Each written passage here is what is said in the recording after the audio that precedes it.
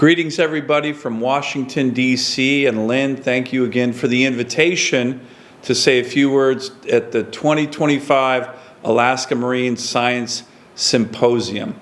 Let me just begin by thanking all of you for your great work. I am a huge fan of our scientists and the enormous amount of research that we need, not just in America, but particularly in our state, for so many things, particularly as it relates to our oceans, to the sustainability of our fishing communities, our coastal communities, and you guys do such great work. So I can't thank you enough. I really want to begin by thanking you. And, we rely on you for healthy oceans, healthy ecosystems, strong fisheries, strong coastal communities, and hopefully you've seen my office and I, we're big partners in everything you do. So let me talk a little bit about what we're doing. And then at the very end, I want to lay out a vision that I think is really exciting for our state. But we need you all to be part of it. You are part of it, but to continue this. But first, some of the work we've been doing, I know many of you are familiar with my Alaska Salmon Research Task Force Act. This was signed into law now a couple years ago with the whole point of bringing the best minds in Alaska, that's all of you, state, federal, indigenous, university, to come together and say what is going on with the major salmon runs that we have in our state, some of which are doing fine, think Bristol Bay sockeye salmon, some of which are cratering in a horrible way, think Yukon Kuskokwim kings and Kenai kings. So my bill said we're going to bring the best scientists, the best minds together, which happened, and we're going to find research gaps that exist to get what all Alaskans want to get to, and that is healthy, sustainable salmon runs. I don't think there's one Alaskan that doesn't want to get back to that. So we put out this task force report. We're going to have hearings on it.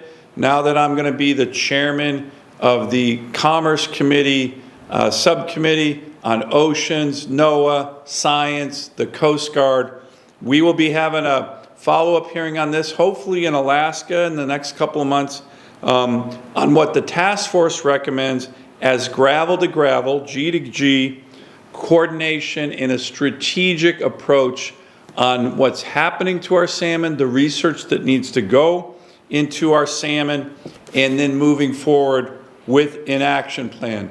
This important report, which is now completed, will we help build a comprehensive, well-funded salmon research program at the federal level, where I believe federal dollars for salmon research have been lacking. There's a gap, primarily because the state of Alaska is in charge of the salmon harvest in our state waters, even out in some federal waters. So the federal government doesn't focus a lot on the research on salmon, because where the salmon live for most of their lives, out in the big ocean, as you know, the feds aren't in charge of that. So they don't do the research, and the state is doing research on habitats inland, but a lot of the research that can and should be done on what's happening when the salmon are out living most of their lives in the ocean is very much lacking. My bill, we're trying to change that, and with your efforts, that's going to be really important. Secondly, I think I push, and I will push again as the chairman of this subcommittee in charge of NOAA, for full funding of NOAA and our other federal agencies that do marine science research, that do research on the stock assessments of fish out in the ocean. You have my word. I'm going to continue to press on full funding for that.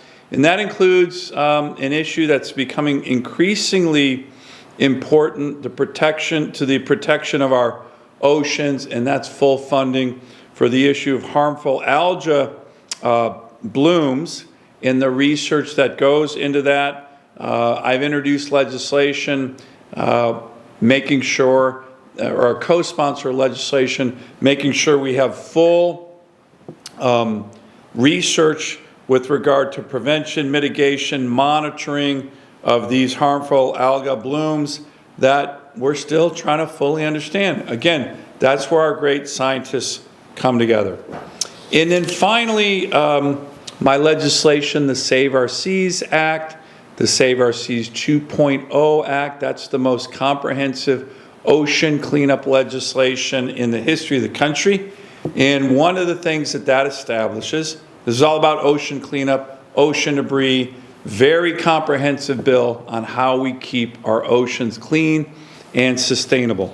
One element of Save Our Seas 2.0, which we're still implementing, is the establishment of a marine debris foundation, a congressionally chartered public-private organization that will tackle these big issues on marine debris. It will help implement the best solutions to address this in the private sector, with the public sector being involved. It will help establish a Genius Prize for some private sector innovation in this regard. And one thing I was really happy about last year, I worked really hard on this, is to get the Marine Debris Foundation, a congressionally chartered foundation headquartered in Alaska. Marine debris, the congressionally chartered foundations, they don't happen very often. Think, you know, the Fish and Wildlife Foundation, the Boy Scouts of America, American Legion. Congress doesn't often charter these kind of foundations. We did in this case, and it's funded, or I'm sorry, it is headquartered now in Juneau. So here's the big idea. We want to continue to develop, with all of your great minds and research, Alaska as an intellectual hub for our country in so many areas. In a speech to our state legislature 2 years ago, I laid out this vision, and in many ways it's starting to happen. On Arctic issues, on fisheries issues, on science issues that you guys all care about. As I said in that speech, Senator Murkowski and I, a couple years ago, stood up the Ted Stevens Center for Arctic Security Studies. That's a Department of Defense center that's now headquartered at Joint Base Elmendorf-Richardson, that has at least 40 of the best minds on national defense in the Arctic working at that center in Alaska. We also got in 2023 the Department of Homeland Security announcing a $46 million Arctic Domain Awareness Center at UAA. Then something I was working on really, really hard for many years, we finally got NOAA to build a pier to bring the research vessel, the Fairweather, back to be home ported where it was always supposed to be home ported, in Ketchikan, Alaska, bringing money, research, and its crew back to Alaska. And as I mentioned, the Save Our Seas Act is now having the Marine Debris Foundation headquartered in Juneau. So think about this, the potential of our state with the best minds, all of you, and our scientists doing research in our university systems on oceans and fisheries, in NOAA's research facilities in Juneau and in Ketchikan, in Arctic security, in Anchorage, at JBER, in UAA. The sky's the limit. And I think we can be this great intellectual hub for America on these kind of core issues that are so close to home for us, but we can't do it without all of you. So I want to partner with all of you on this vision of an intellectual hub, a research hub for our state. I think we're off to a good start, and with your help, we're going to make that a reality. So have a great symposium. I'm sorry I went on too long, but I'm very passionate about what you guys are working on. Know that my door is always open, and we look forward to working with all of you, continuing to work with all of you in the future. Thanks, and have a great symposium.